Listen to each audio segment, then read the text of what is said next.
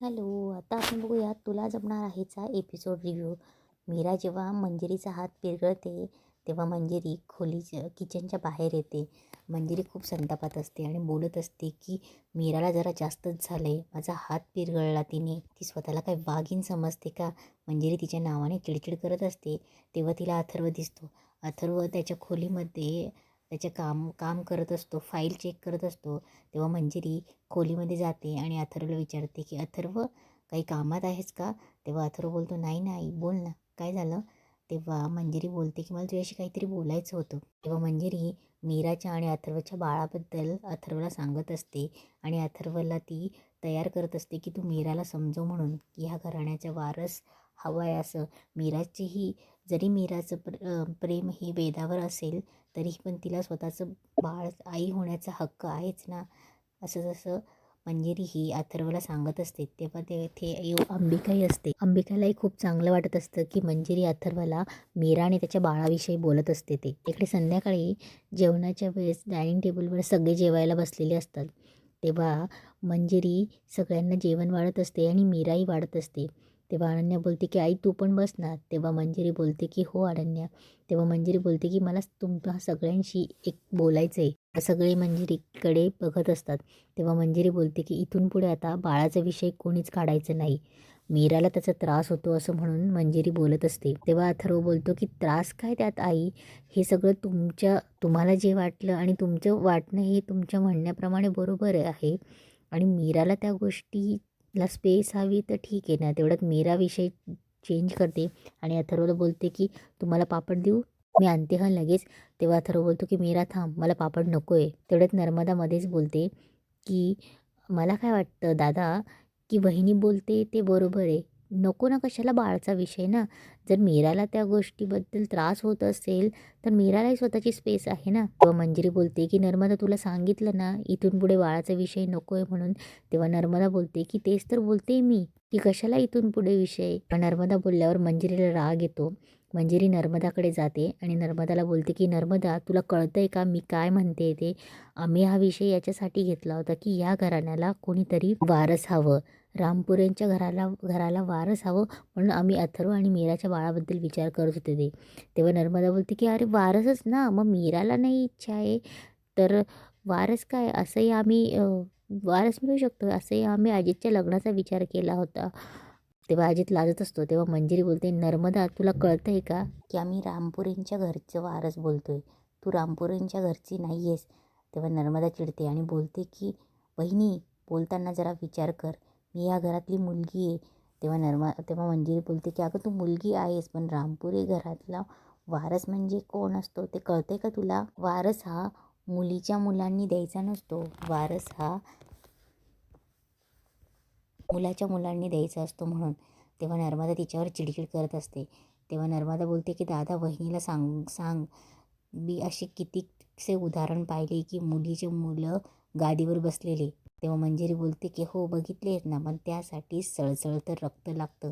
तुझा नवरा आणि तुझा मुलगा हा ऐतखाऊ आहेत. ते काहीही काम करत नाही आणि अजितला होणारं बाळही तसंच असेल. तेव्हा नर्मदा चिडते आणि बोलते की वहिनी तोंड सांभाळून बोल, मला निदान मुलगा तरी आहे, पण जिची वर्षानुवर्ष कूस उजडलीच नाही तिला काय कळणार गं. तेव्हा नर्मदा मंजिरीला तिला न होणाऱ्या मूलबाळाबद्दल बोलते आणि सगळ्यांना नर्मदा हे बोलण्याचं आश्चर्य वाटतं आणि इथेच आजचा एपिसोड संपतो. नर्मदाच्या वागण्यावर दादासाहेब नर्मदावर ओरडतात आणि बोलतात की नर्मदा काय चाललंय तुझं, गप्प बस, थोडीशी तरी लाज बाळग. संक्रांतीच्या दिवशी लाडवामध्ये टाचण्या घालून सुद्धा तू या घरात का आहेस ना, हे फक्त मंजिरीमुळे. तेव्हा नर्मदा बोलते की दादा तू मलाच का बोलतोयस? ही मंजिरी वहिनी बघ ना, ही मंजिरी वहिनी माझ्या मुलाला आणि त्याच्या होणाऱ्या बाळाला नाकामी ठरवतेस, हे कोणाला नाही ऐकायला आलं का? तेव्हा नर्मदा रागाने जायला लागते. तेव्हा तिच्याकडनं ग्लास पडतो आणि ती पुढे जायला लागते. तेव्हा मंजिरी तिच्यावर पुन्हा चिडते आणि बोलते की नर्मदा थांब, तू घरात सगळ्यात मोठीच आहेस आणि तू जशी वागायला लागली तर घरातले लहान्यांनी काय करायचं.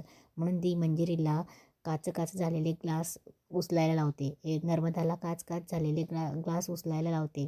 नर्मदा रागारागाने तो ग्लास उचलते आणि तिथून निघून जाते. इकडे मीरा आपल्या खोलीमध्ये विचार करत असते आणि बोलत असते की नर्मदा आत्यांना काय झालं, ते अचानक कशी माझी बाजू घ्यायला लागले. आणि आईसाहेब नर्मदा आत्यांना वर किती ओरडल्या, किती अपमान केला त्यांचा. तेवढ्यात वेदा आई आई म्हणून पळत येते. तेव्हा मीरा बोलते की वेदा झोपली नाहीस तू अजून, उद्या शाळेत जायचं आहे ना, झोप म्हणून. तेव्हा वेदा तिला काढलेली ड्रॉइंग दाखवते. ती ड्रॉइंग मीरा बघते आणि ड्रॉइंगमध्ये ती वेदाने काढलेलं चित्र असतं, आई बाबा ती आणि एक लहान बाळ. मग मीरा बोलते वेदा हे काय आहे?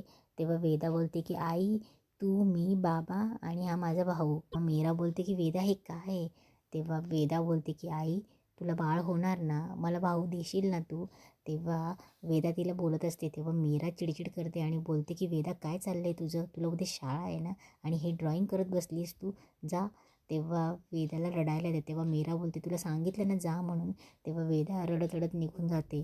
तेव्हा मीराला पण वाईट वाटतं की ती वेदावर ओरडली म्हणून. वेदा रडत रडत हॉलमध्ये जात असतं. तेवढ्यात अथर्व येतो आणि बोलतो की बबुडी काय झालं तुला. तेव्हा तो वेदाकडे जातो आणि बोलतो की अगं वेदा बबुडी तू का रडतीयस म्हणून. तेव्हा तिथे मंजिरी आणि अंबिकाही येते. तेव्हा मंजिरी बोलते की काय झालं बाळा, तुला कोणी काही रागवलं आहे का. तेव्हा अंबिकाला बघून मंजिरी मुद्दामच वेदाच्या हातातून ड्रॉइंग बुक घेते आणि ती चित्र बघते.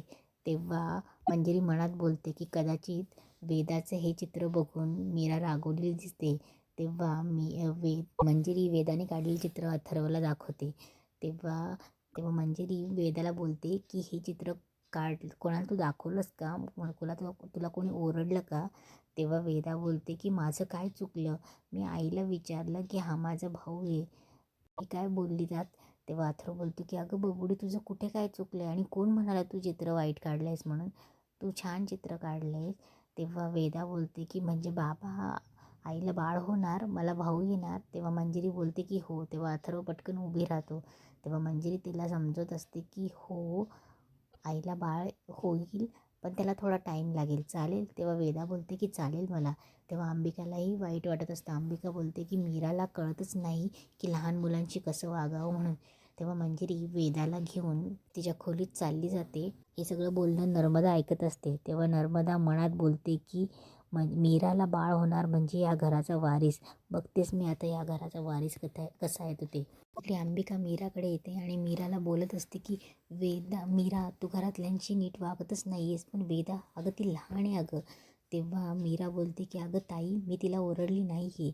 तेव्हा अंबिका बोलते की अगं पण ती निरागस आहे आणि तिने बाबाचा हट्ट केला म्हणजे याच्यात काय बिघडलं.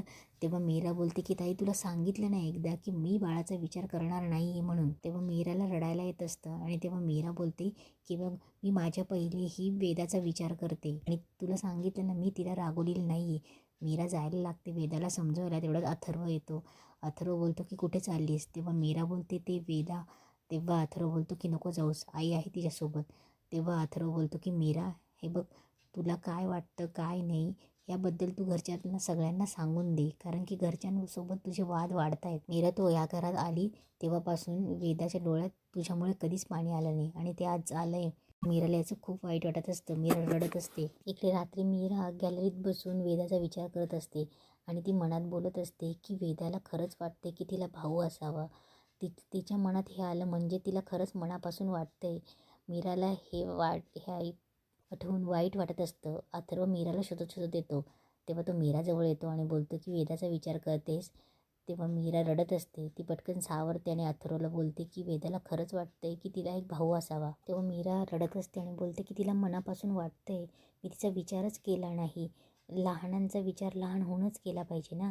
तेव्हा अथर्व बोलतो की it's okay Meera, it's okay. तू बाळाचा विचार करत नाही आहेस, तू तुझ्या जागी बरोबर आहे. समहाऊ वेदाला असं वाटलं की तिला भाऊ असावा, ती तिच्या जागी बरोबर आहे. मीरा रडत असते आणि अथर्वला सांगत असते की मी वेदाचा विचारच नाही केला.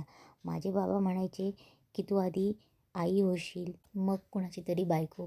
तेव्हा मीरा अथर्वला सांगत असते की मी या सगळ्यात वेदाचाच विचार केला. वेदाला वाचवण्यासाठी मी तुमच्याशी लग्न केलं. मी आधी आई झाली, वेदाची आई, नंतर या घराची सून, मग तुमची बायको आणि मग आता वेदालाच असं वाटत असेल तर मी तिचा विचारच नाही केला. तेव्हा अथर्व तिचा हात हातात घेतो आणि बोलतो की इट्स ओके मीरा, रडू नकोस.